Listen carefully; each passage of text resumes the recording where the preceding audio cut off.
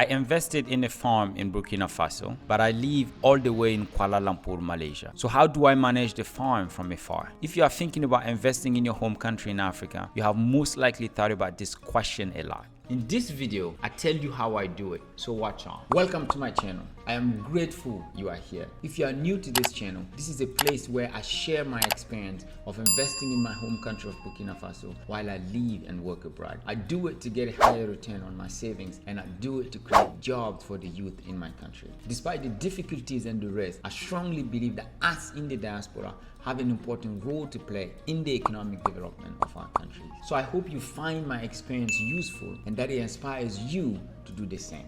First of all, let me say that finding reliable employees is the most critical element for the success of any investment. So if your employees are not hardworking and reliable, forget about it. No amount of monitoring will make up for crooked employees looking to make a quick buck. This is even more true when it comes to poultry farming, which is what I've invested in. Even those who live in the country have issues monitoring their employees. So imagine the challenge for those of us who live abroad and only visit from time to time. Unfortunately, I do not have any particular practical advice on how to find great employees, except being patient to try out a few, because reliability and honesty are character traits that take some time to detect. You can train them and show them the ropes, but if they have a character flaw, you will only find out on the job. So if you are looking to invest somewhere on the African continent, be prepared to go through several employees. I have been very lucky to have 2 reliable employees so far. They have been at the farm since the beginning and have done very well. They have made some mistakes here and there, which is expected, but by and large, they have performed well. You will notice that one thing I do not do is set up cameras. I actually bought cameras to install, but then decided not to.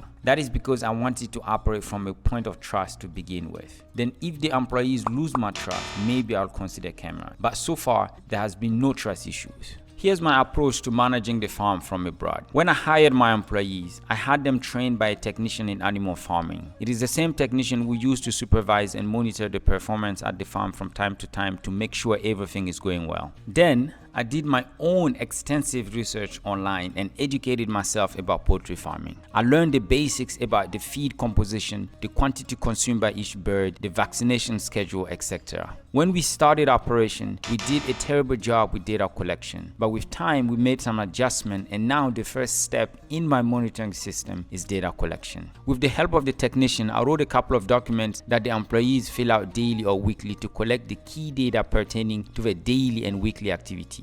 On a daily basis, the employees might fill out this form about the poultry farm, and they must note the number of deaths over the past 24 hours, the number of birds alive, the amount of feed given, etc. This form is very detailed. It has the amount of feed each bird should consume at any given week. It also has the vaccine required at any given week. We did it this way so that if a new employee arrives, they can function with little directions, especially if one of the employees is sick and we have to hire temporary. Since we have other activities such as BSF and solar farming, we also have similar forms to record daily data about those activities. In addition, they weigh a sample of the chicken once a week, usually every Monday. Then the next step in the monitoring, and the most important, is that we have a weekly meeting, usually on Saturdays, to go over the data and talk about the following week. This meeting usually lasts an hour or 2, depending on what's going on at the farm and the issues we are facing at the time.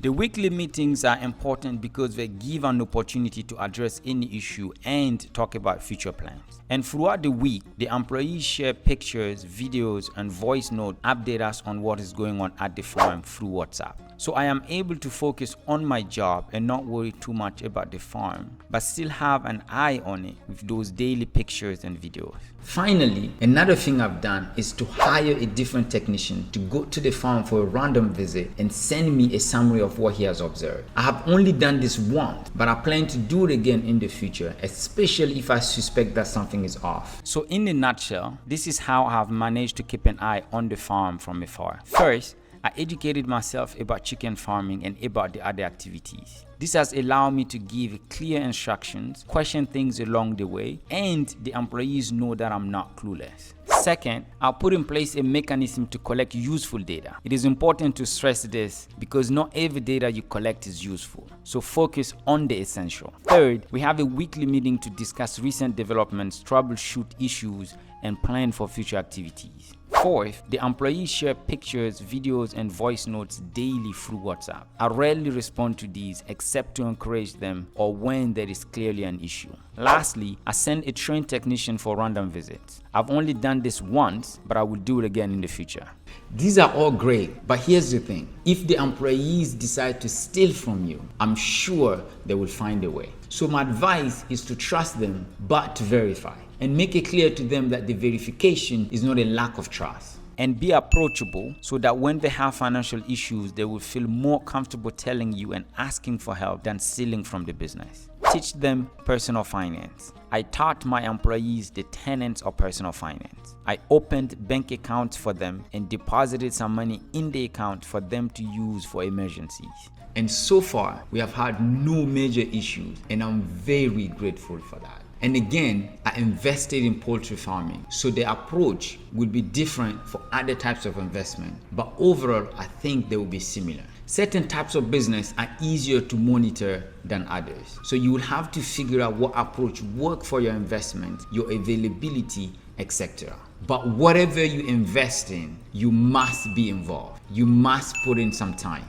Don't invest, turn your back, and expect things to go well. Then in any case, you must then prepare yourself for both possible outcomes, success or failure. This is it for today. And as usual, I hope you find it useful and that it helps you in your business venture. So long and see you in the next video.